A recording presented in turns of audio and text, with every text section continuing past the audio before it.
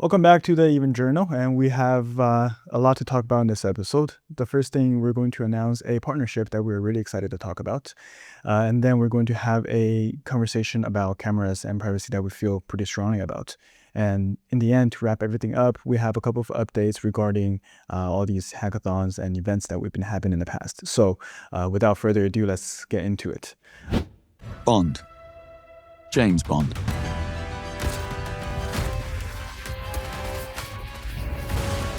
So we do have IOI partnership coming up, as many of you already probably seen it in various social media and our announcements. So how the conversation actually started and why we saw this as a fit. Yeah. So Will, do you want to share a little bit more into that? Right. It was a really interesting story and that got us connected with our studio. Myself was actually a longtime gamer. So I played a lot of like AAA games, and Hitman series is definitely one of them. So I was always a fan of IOI. And so the whole story happened when I think one of the marketing team member from IOI actually bought our glasses. So they were using them and they thought, and they are also in the process of coming up with a campaign to launch the game. Sure. And I think the member just mentioned within the team that, okay, this really feels like Gadget. We should try to see if we can work together. So they reached out and we talked and we instantly clicked. And yeah, like this is, I think, the first Gadget that's actually real. So we talked a lot, and our studio was really nice enough to invite me to their office, and they gave me a tour and actually even gave me a beta test run on the game. Of the game. Yeah, it was like super fun, and it was a magnificent game. They're waiting for it to come out. But yeah, we're really just brainstorming creative ways on how to bring the G2 experience into 007 First Light. So yeah, we talked about how to integrate them in the game, and I think it's not gonna be ready in the launch, but like in the future version, there will actually be G2 integrated into the game. The rumor has it, and the word is spreading in the office, that when you are in the game, when it launches, you can inspect it and see the glasses, and later down the line you can even be able to equip it or interact with it. So I think that's the very exciting part, because it's not really like a logo.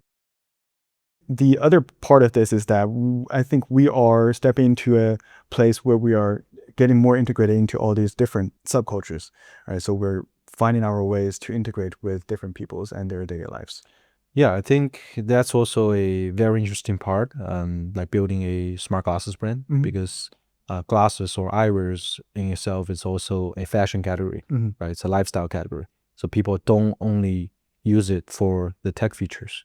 A lot of people just wear the glasses for style. A lot of people just wear the glasses for vision or medical reasons. So there's a lot of areas we can tap into. So as the brand grow, we will also love to have more of these interesting collaboration coming out.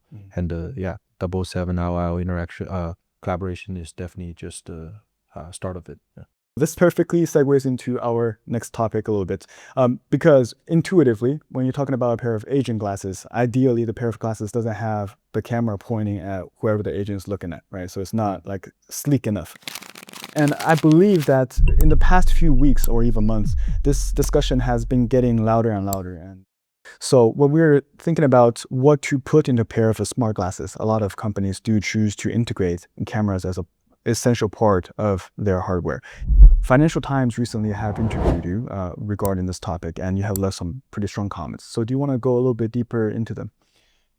Yeah, I mean, like you said, Meta Ray-Ban started with putting camera into the glasses and made it viral. And right now, more and more bigger brands, we see Google, Samsung are all coming out with camera on smart glasses. We also got a lot of users online asking us, okay, yeah. So, yeah, but we also got a lot of ask, like what is our take, right? Why don't we have camera on the glasses? So we kind of feel like, yeah, it's pretty easy to understand that when you have camera, there's more context the AI can understand. There's potentially more stuff you can do.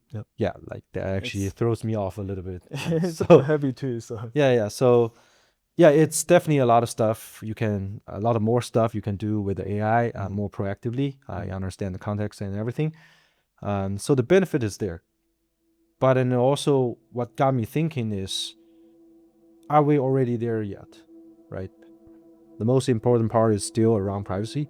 Yeah, right? of course. So obviously people would say, okay, your phone didn't have camera before, now it has, and then now people are getting used to it, and people are already shooting everywhere. Yeah. But I think it's still a very big or fundamental difference than having a camera on a device where you need to put out. Because I'm not like doing this. Yeah, right I'm there not on the doing phone. this, but then to have a camera here Mhm. always on. So having it here always on raises two major questions. First is it records way more of your personal information than you would imagine.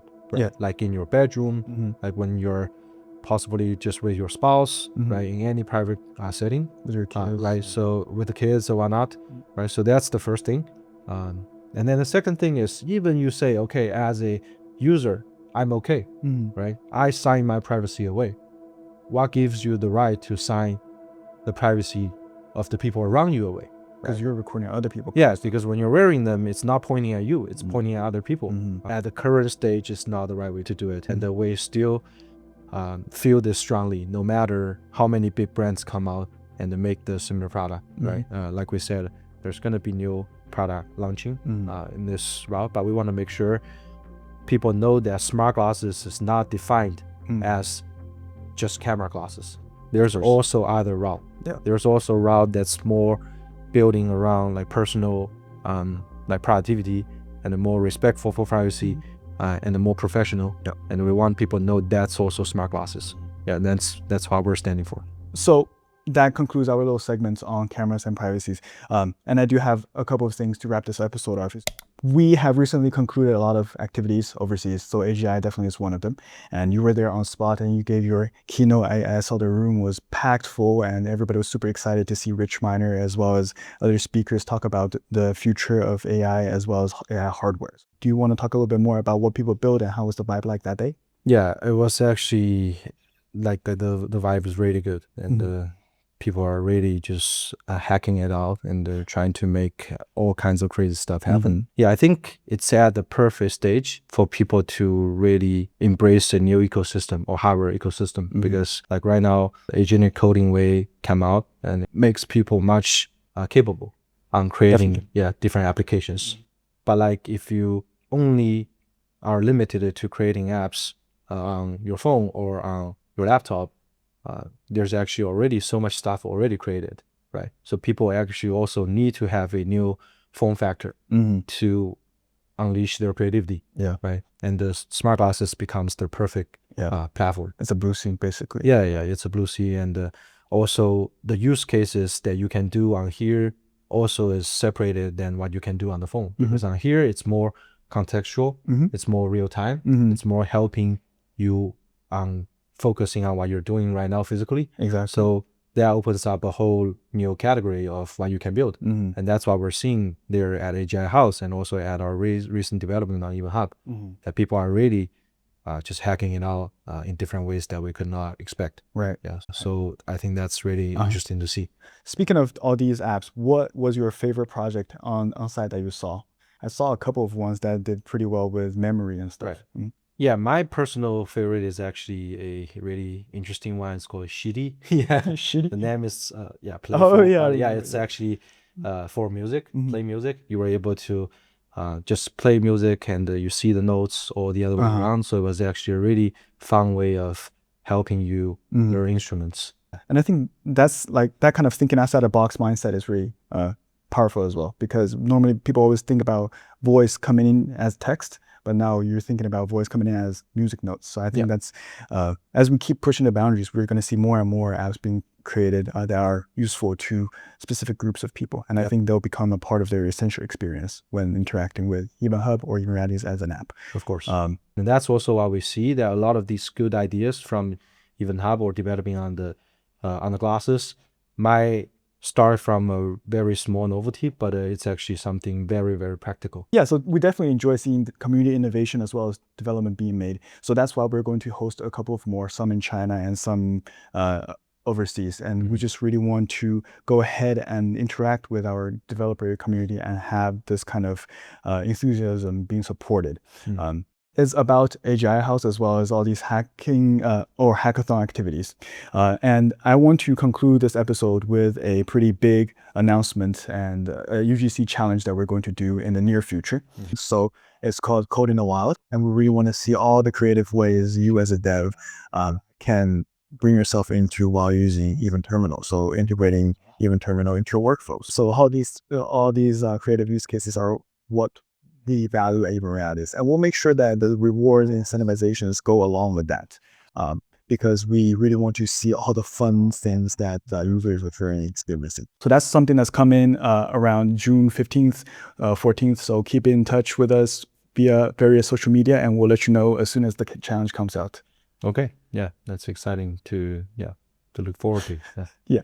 Anything you want to mention before we conclude everything for this episode? No, I think that's about it. Cool. We'll see you soon. All right. See you.